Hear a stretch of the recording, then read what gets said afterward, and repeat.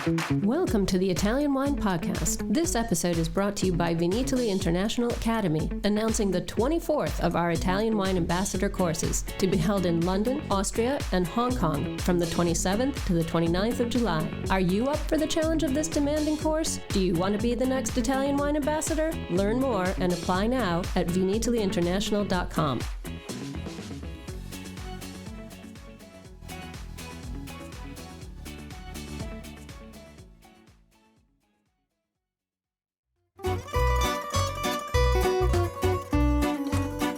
Welcome to this special 5-star Wines and Wine Without Walls series on wine, food and travel with me, Marc Millon, on Italian Wine Podcast. For the next weeks, we will be focusing on a dozen trophy-winning wineries from the competitions that took place in Verona at the start of Vinitaly in early April. The winning wines are without doubt some of the very best that Italy has to offer. What I'm most interested in discovering are the stories behind the bottles, learning about the wines themselves, of course, and also about the people who make them, where they're from, what they eat, how they live. It's a fascinating journey that will take us all across Italy, and I hope you will join me.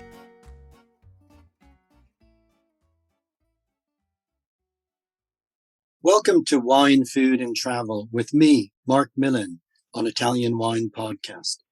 In this special 5-star Wines and Wine Without Walls edition, I'm delighted to shine a spotlight on Azienda Agricola Cantina Pezzuoli in Emilia-Romagna, which has just won the Miglior Vino Frizzante, the Best Semi-Sparkling Wine Award at the prestigious 5-star Wines competition that took place in Vinitaly in April. My guest today is Alberto Pezzuoli, who joins me from Maranello near Modena in the heart of the Po Valley, one of the great gastronomic regions of Italy.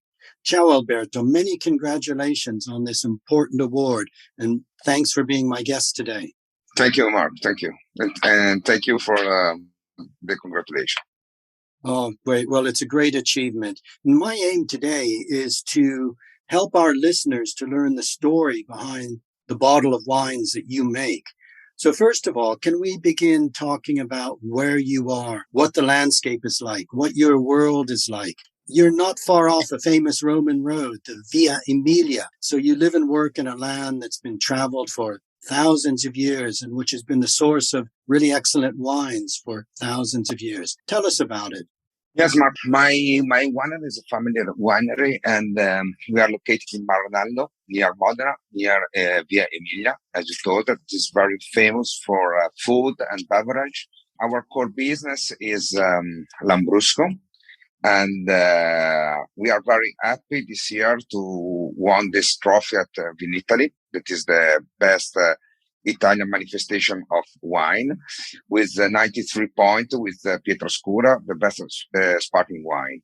Maranello is located, our winery, in the middle, at the feet of the hills of Modena, in the south part of Emilia Road. And these lands are vocated for this type of Lambrusco Grasparossa, DOC. The terroir is a middle clay terroir, and and the climate is Mediterranean climate. It's very good to produce, of course, Lambrusco. Okay, well, we're really right in the heart of the Terra di Lambrusco. Lambrusco being the principal grape variety, though there are in fact a number of different types of Lambrusco. Yeah. Tell us in general about Lambrusco. Why it makes such extraordinary wines where you are, why your terroir is so well suited to Lambrusco, and why the wine itself is connected not just to the territory, but to the way of life, the food and everything. I think in Italy we have a lot of extraordinary type of wines and extraordinary food. And in each region, there is a very good pairing between food and the wine. In our region, we have Lambrusco, different type, as you told, Grasparossa, Sorbara, and Salamino in Modena. And the food is it's very fat food.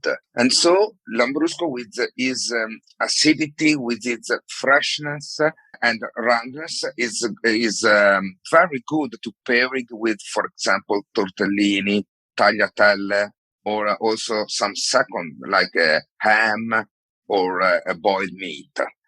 And it's a fantastic pairing from food and wine in the same region, in the same city and the region. Okay. So just to be clear to our listeners, Lambrusco and your award, we're talking about a vino frizzante, a fizzy, semi-sparkling wine, a category and a style of wine that's perhaps less familiar for us outside of Italy. But in your region, this vino frizzante is very, very important. How do you make a red wine, a vino frizzante? What is the process? Can you tell us a little bit about how you make the wine? Yeah. All Lambrusco DOP are sparkling or semi-sparkling wine. It's one of the many characteristics of this type of wine. We normally have two different methods to become sparkling the wine. In my winery at now, and Pietrascura is made by this way. Is Charmat method with in the second fermentation we use a Charmat method with iron tank that they take pressure and they transform the list in sparkling. Okay, so the tank method allows that fruit and that freshness to be maintained, which is very important to Lambrusco.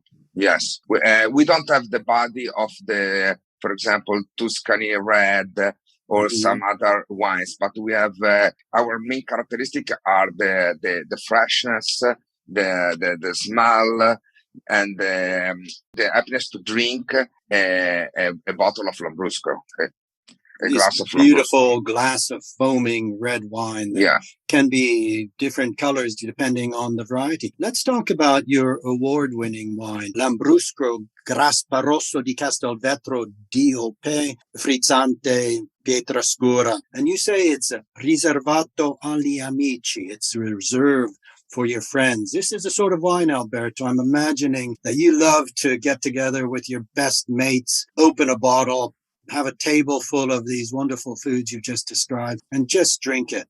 Is that right? Tell us about this special wine.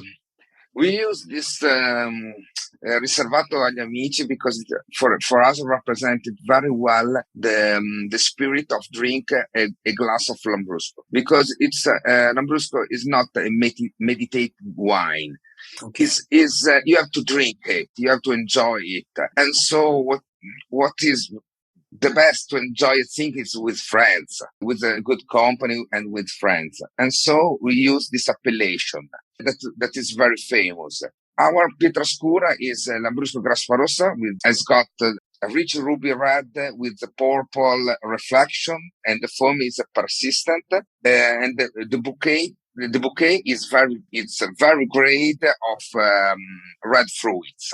Okay. Also, the taste is dry, but with a good acidity, but is at the end is a very, very round wine. Has got a very good roundness wine. Is a balanced and equilibrated.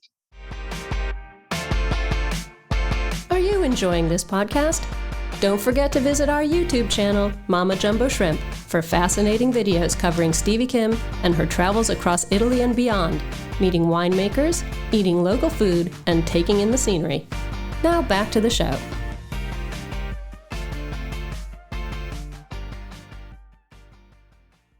Okay, it sounds absolutely wonderful. And it's interesting. It's a deep color Grasparosso, isn't it? It's a much fuller style of Lambrusco. Then, for example, another special wine of yours, also riservato agli amici, is your Lambrusco di Sorbara. Let's talk about those two different styles of Lambrusco and how the wines differ, how the grapes differ, and the whole style of wine.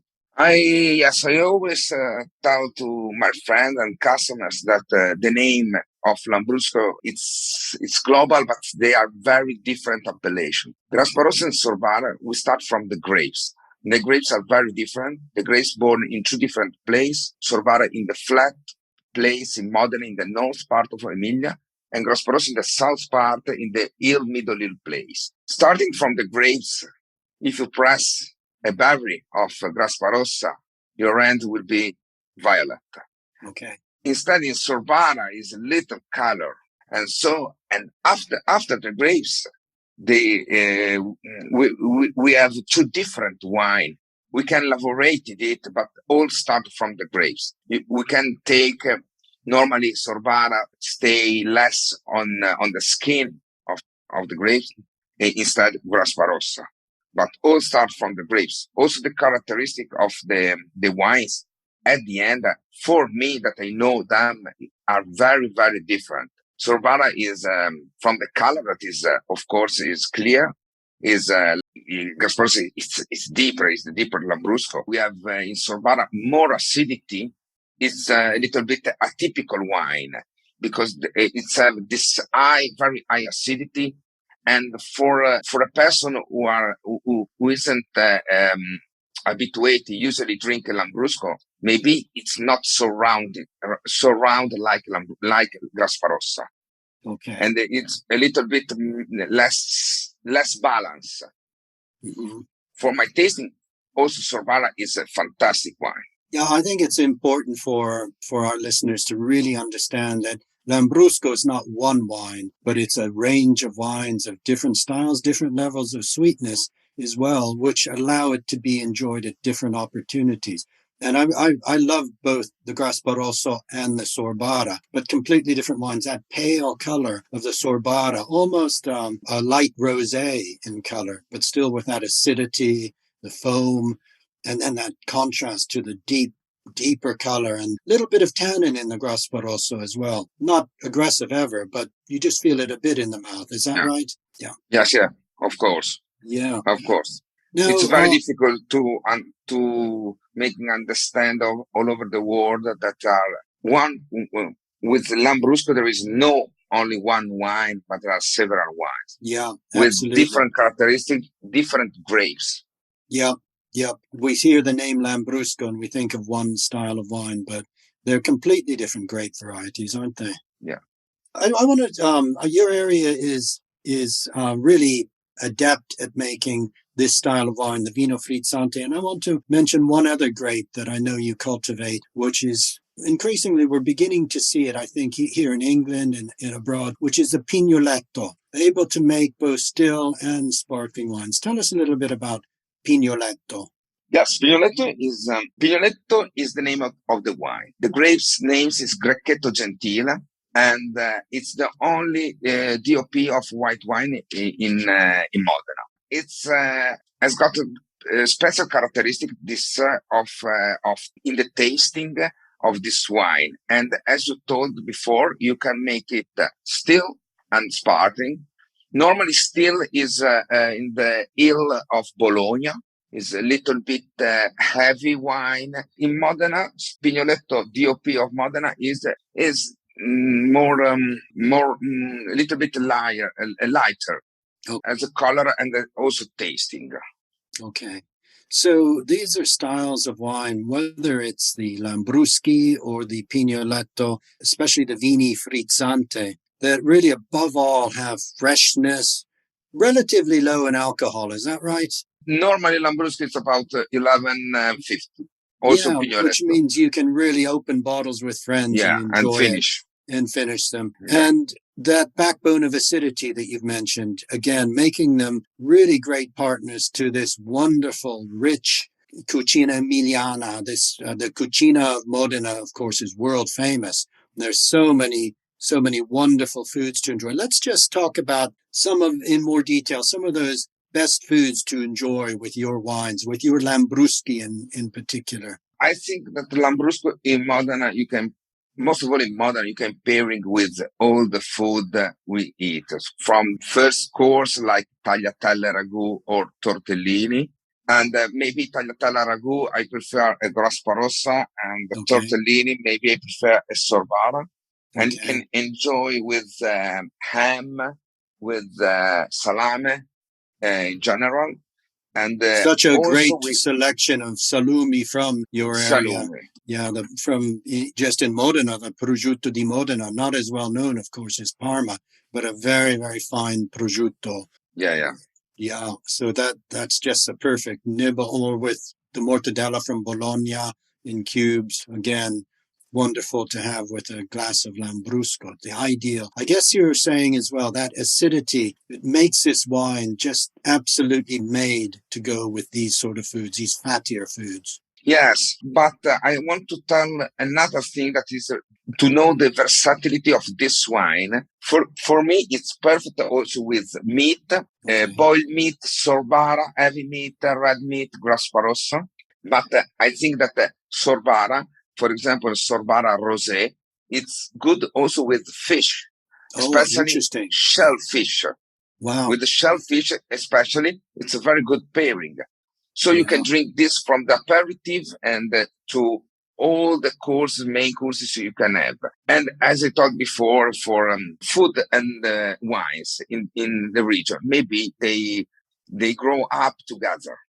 Yes. Because in Modena, all what normally we eat in Modena, it's perfect with Lambrusco. Yeah, I can see that. So even another famous food from Modena, a winter food, would be the zampone, this stuffed pig's foot that has this wonderful boiling salami meat, very rich, very good, boiled and then laid on a bed of lentils, perhaps. A winter food, a food to have at Capodanno. Would that be, again, a wine? The Grasparossa would be the wine to have with the zampone.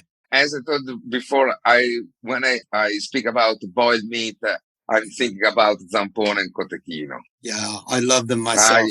You can put with Grasparossa, with sorbara, it's the same, it's perfect. It's the same. Again, that acidity helping to really, yeah. So as well, of course, the semi-sweet or the sweeter styles would go with the dolce. What would be an example of a dessert or a dolce that you might have with a sweeter style of Lambrusco? Normally, I don't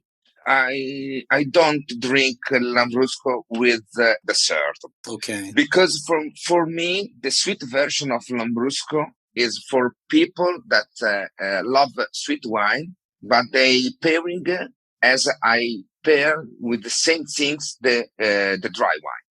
Oh, okay. Yeah. For me, of course, you can drink with the tiramisu, for example, and other dessert. But I think perhaps biscotti. Biscotti, for me, the Lambrusco is most of all is dry. All over the world is known as also sweet wine. But the real Lambrusco, the Lambrusco we sell in Modena most of all is dry wine.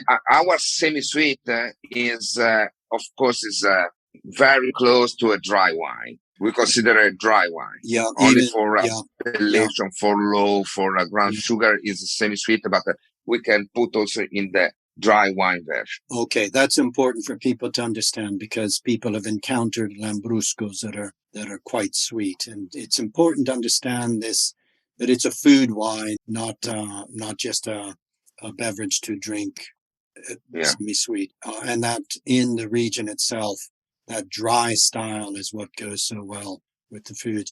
The genuine Lambrusco, which I think is still misunderstood perhaps internationally, and people need to come to the region. People need to have an ambassador such as yourself explain the wines over the foods and really experience why they're so wonderful in partnership with this fabulous cuisine that, the cuisine of Emilia Romagna, but particularly around Modena, is known around the world as one of the great cuisines, and this is a perfect wine for it. Alberto, you've been a fabulous ambassador to telling us the story not only of your wines at Azienda Agricola Cantina Pezzuoli, but also explaining your region, your world, and your wine. So thank you very much for being my guest today. It's been a real pleasure to meet you, and I really look forward to coming to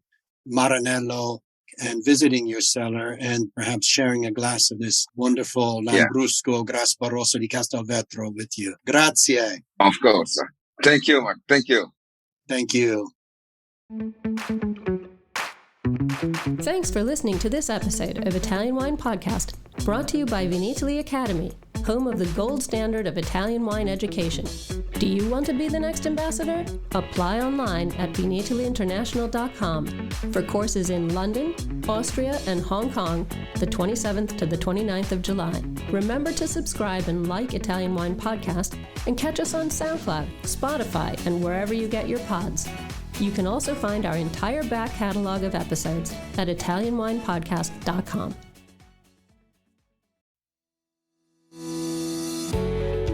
Hi guys, I'm Joy Livingston and I am the producer of the Italian Wine Podcast. Thank you for listening. We are the only wine podcast that has been doing a daily show since the pandemic began. This is a labor of love and we are committed to bringing you free content every day. Of course, this takes time and effort, not to mention the cost of equipment, production, and editing. We would be grateful for your donations, suggestions, requests, and ideas. For more information on how to get in touch, go to ItalianWinePodcast.com.